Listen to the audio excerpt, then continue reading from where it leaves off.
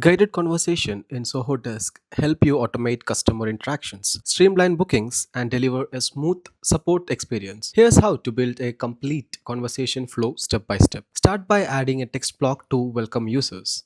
This sets the tone and helps them understand what the conversation will guide them through.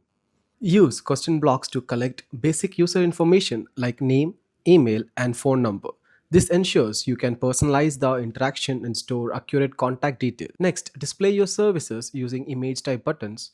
Enable single selection and turn on create path to build unique flows based on each services. For flow like book and adventure, use choice cards with title images and descriptions. Add a slider block to let users select the number of travelers. Use a fork block for conditional logic. Less than 10 travelers follow one path.